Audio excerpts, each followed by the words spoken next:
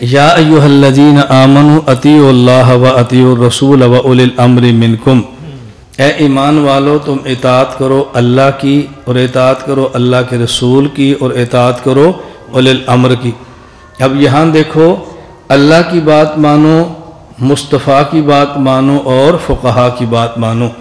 خدا کی بات کا نام قرآن ہے، مصطفیٰ کی بات کا نام حدیث ہے، اور فقہا کی بات کا نام فقہ ہے۔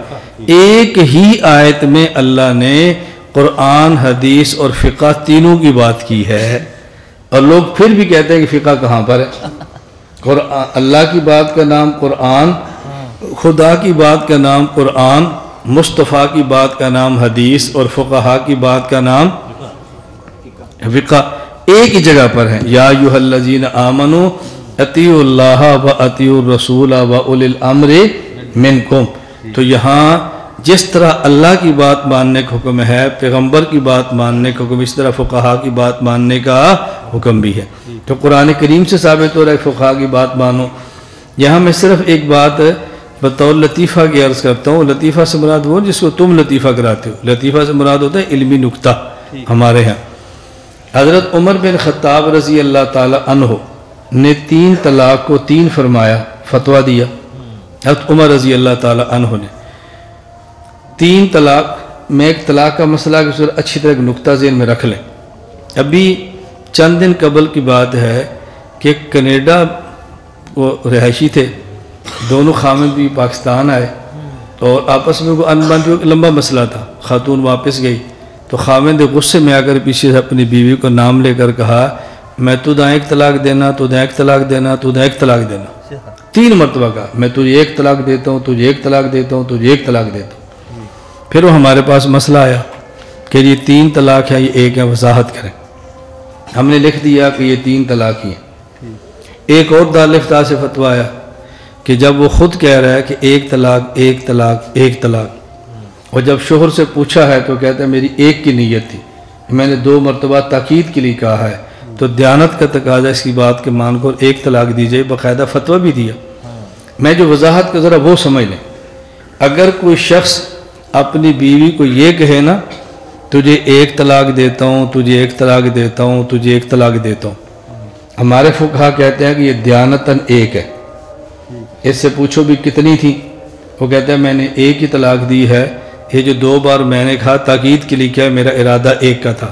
فقہا کہتے ہیں کہ دیانتاً ایک شمار ہوگی۔ یہ دیانتاً کیا ہے؟ یہ دیانتاً نہ سمجھنے کی وجہ سے فتویٰ دینے میں غلطی ہو جاتی ہے۔ دیانتاً کا معنی یہ ہوتا ہے ایک بندے نے اپنی بیوی سے 3 مرتبہ کہا، اور وہ کہتا ہے میری نیت ایک طلاق کی تھی، یہ 3 مرتبہ جو میں نے کہا نا نیت ایک کی تھی، میں نے تاکید کے لیے 3 بار کہا۔ دیانت کا معنی ہوتا ہے کہ اس بات کا شوہر اور بیوی کے علاوہ کسی کو علم نہ ہو، معاشرے کے اندر بات نہ گئی ہو، خاندان میں بات نہ پھیلی ہو، اب اس کی نیت کو دیکھتے ہیں، یہ ہے دیانت۔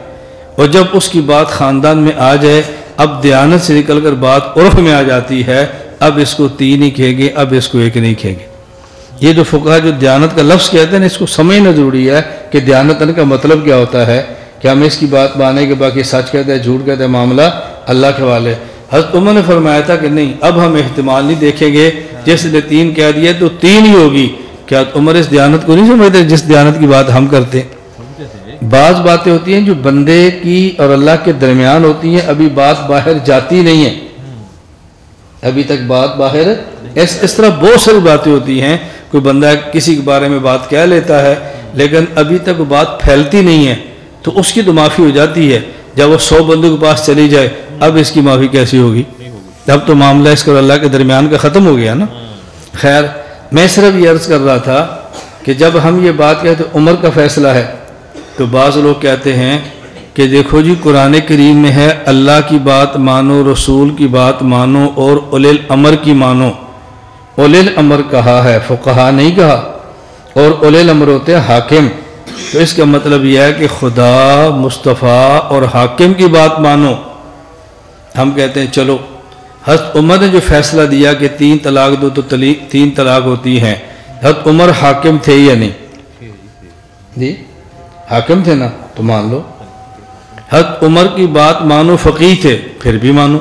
بات مانو حاکم دے پھر بھی مانو. اگر تمہاری تفسیر مان لی جائے کہ اولی الامر سے مراد حاکم ہے تو عمر کا فیصلہ تو پھر بھی ماننا چاہیے نا, فیصلے سے انکار تو نہیں ہو سکتا. باقی یہ بات الگ ہے کہ اولی الامر سے مراد یا حاکم نہیں ہے, اولی الامر سے مراد ہے فقہا. اور یہ تعریف حضرت جابر بن عبداللہ بن عباس رضی اللہ عنہ اور تابعین سے مروی ہے.